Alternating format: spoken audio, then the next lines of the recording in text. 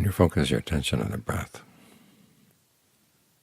you're focusing on something that only you can know, how you feel the breathing from inside, how you feel your awareness from inside. Because this is where the problem is, and this is where the solution can be found. The problem is that we act in unskillful ways. We let greed, aversion, and delusion take over. We look for happiness in short-term things and often forget the long-term. The solution is that we can see the problem. We can develop qualities inside that allow us to stop acting in those ways, to the point where we don't have to suffer at all. You know that people can give us advice. People like the Buddha can show us that it is possible to put an end to suffering without his example, without his teachings. We probably wouldn't be here sitting watching our breaths right now.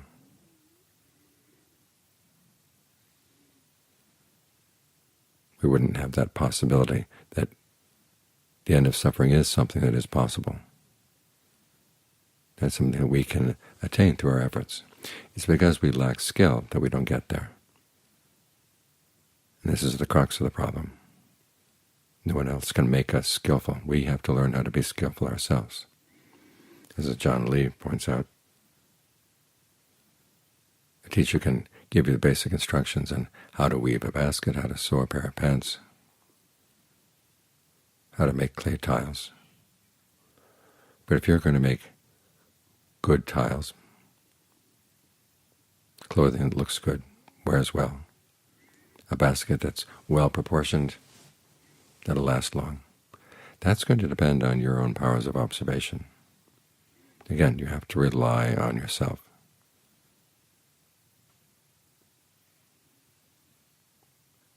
So in that sense, the practice is something that you can do for yourself, and only you can do for yourself. Of course, other people will benefit. If you have less greed, aversion, and delusion, then less greed, aversion, and delusion will come out in your actions to bother the neighborhood. So it's not like you're being selfish as you focus inside. You're taking care of what you are responsible for.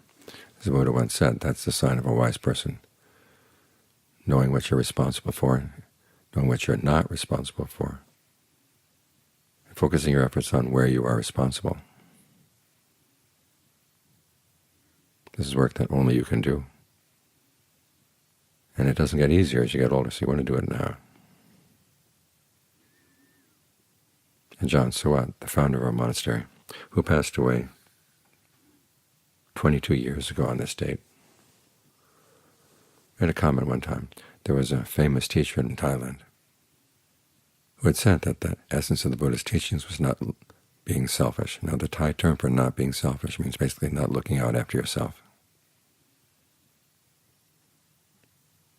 His students even made a little drawing, a Buddha image,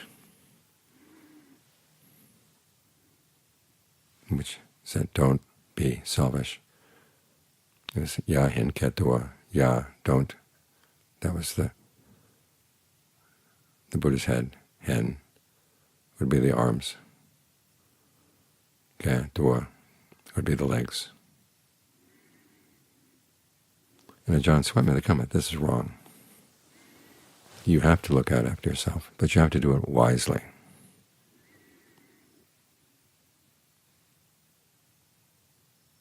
And you need both strength of heart and strength of mind. Remember, as you're training the mind, the Pali term citta covers not just the thinking faculty, but also a lot of the qualities that we would associate with heart. And unfortunately, in our culture, when you talk about someone as having a good heart, it usually means that they're kind. But from the Buddhist point of view, having a good heart requires a lot more, and it deals with a lot of strengths. When you're convinced of the truth that you are responsible for your actions and Your actions can make a difference between whether you're going to suffer or not, whether you're going to harm other people, harm yourself or not. And you have it within your power to stop that harm. In other words, you're convinced of the truth of the Buddha's awakening and the message of that awakening, and how it bears in your life. And it bears primarily in the standards it sets for you, and your willingness to put aside your reservations and put aside your doubts. Just give it a try. That's a quality of the heart, a strength of the heart. The next strength is persistence. You stick with this. In other words, whenever anything unskillful comes up in the mind, you get rid of it. And you try to make sure that unskillful things don't take over. As for skillful qualities, if they're not there yet, you try to give rise to them. And when they are there, you try to maintain them so they grow. And that requires a strong heart. You have to be patient. You have to have endurance. You have to be determined. All those Capricorn virtues. And that's a quality of the heart. The Greeks used to say that we had 3 energy centers in the body, one in the head, one in the chest, one in the stomach. The head was, of course, your intellect. Your stomach was your appetites. And your chest, your heart, had to do with your will. So it wasn't just being sentimental and having nice feelings about other people or being kind to other people. It meant seeing that there was something really important in life and you were willing to make sacrifices. You tried to purify your will so that you willed things that were good. And this is exactly what we're doing. We're willing what's skillful, what's going to be harmless. We're willing to stop this process by which we travel around, trying to create little worlds around our desires, creating identities around our desires. And our desires are pretty blind. We can learn how to want almost anything. A lot of things when you think about it are pretty disgusting, but our desires can dress them up. So we want to learn how to will to overcome those appetites. That's the quality of a good heart, a strong heart. So then you will to keep these lessons in mind, because you realize that if you learn these things and then forget them or apply them haphazardly, they don't really accomplish anything. So you've got to keep this in mind all the time. That's the strength of mindfulness. That requires having some priorities. There are a lot of things that the world would like to have us keep in mind that have nothing to do with our true well-being or anybody else's true well-being. And so we have to realize that, no, our frame of reference has to be what we're doing right now. So we try to stay established with our sense of the body as we feel it from within. So they're fully aware of what's going on in the body. That means we're going to be fully aware of what we do with the body. The same with the mind.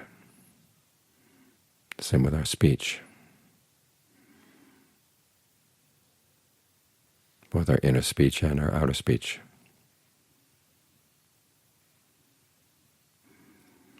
We have to be especially mindful of how we relate to our feelings, feeling tones of pleasure, pain, neither pleasure nor pain, because those can spark some pretty unskillful desires very quickly. So we have to learn how to cultivate pleasures that are more skillful. There are pleasures, what the Buddha calls pleasures of the flesh. Nice sight, sound, smells, taste, tactile sensations, thoughts about these things. And there are pleasures not of the flesh. Those are the pleasures that come from getting the mind concentrated. And those, he says, you want to develop. So we're mindful to develop them, give rise to them, and then maintain them. This is where the practice of concentration comes out of the practice of mindfulness. Again, this too is the strength of the heart.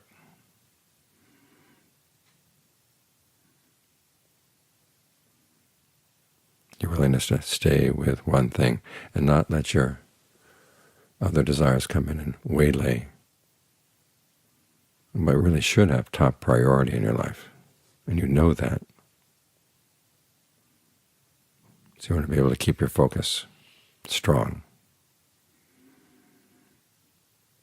You're going to need this strong focus as you're alive and then as you approach death. Because think about it, if you're about to die, what's going to go through your mind? All kinds of things. Memories of what this person did to you, what that person did to you, or what you wanted to do with somebody, you didn't get to do it.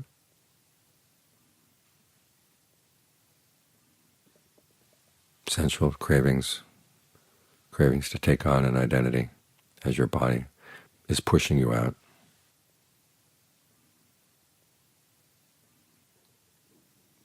And so your mind is going to be running off every which way if you haven't learned how to control your focus, control your concentration. So while you're strong and well and healthy, try to develop these powers. This too is a strength of the heart. It's based on this concentration where you really get the mind still, that you can see what's going on inside.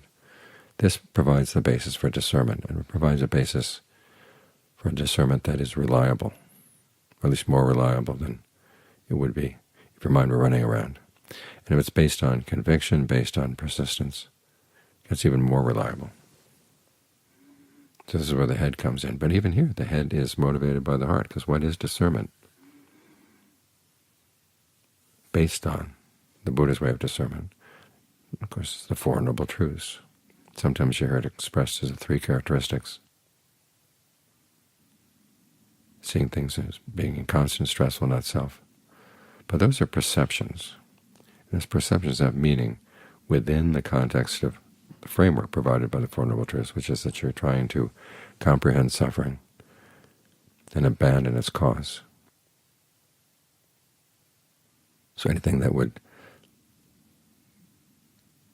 give rise to the desire to cling to things, that would be the craving and the clinging. You want to learn how to see these things through the lens of those three characteristics. So you let go of the craving, really understand what it is that's suffering. We tend to think pain is suffering. And in Pali they use the same word. But when the Buddha defines suffering as clinging to the five aggregates, it shows it's not just ordinary pain. It's something the mind is doing. Do we do this? Why? Because we want to put an end to suffering. And why do we want to do that? Because we have goodwill for ourselves and goodwill for all the people around us. That here again, a quality of the heart. So now that the heart is more willing to listen to discernment, both sides get trained. Because discernment points out there are a lot of things that we like that are actually suffering or are going to cause suffering.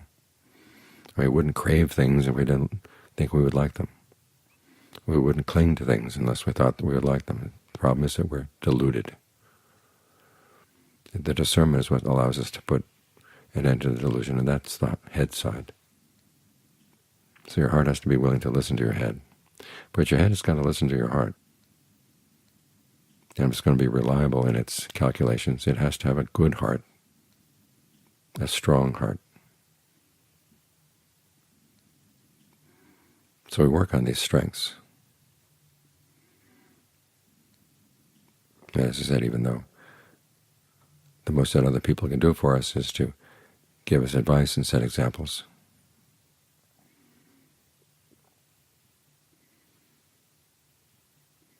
the work is done inside. But the results of the work don't stay inside.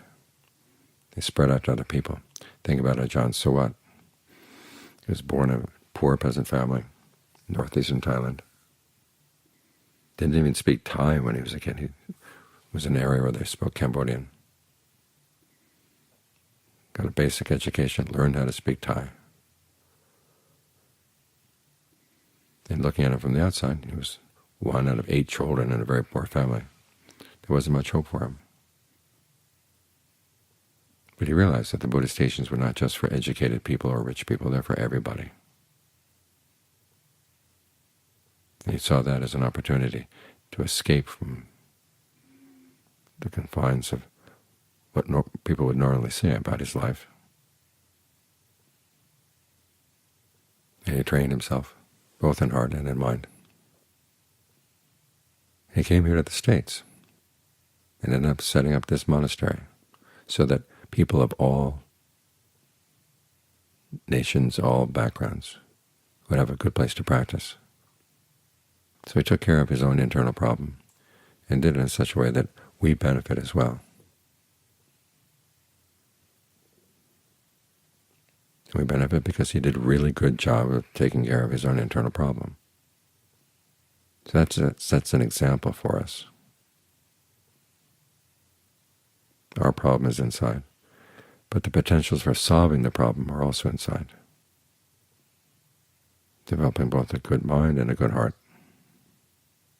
Developing these strengths of the heart: conviction, persistence, mindfulness, concentration, discernment.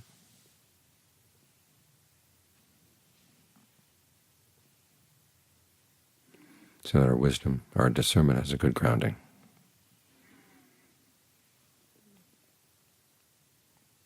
The kind of grounding that keeps it honest. So it's a total training,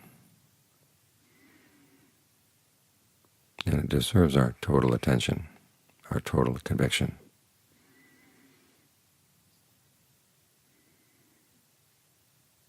The more we give ourselves to the practice, the more we gain. And that's called looking after yourself in a way that's wise.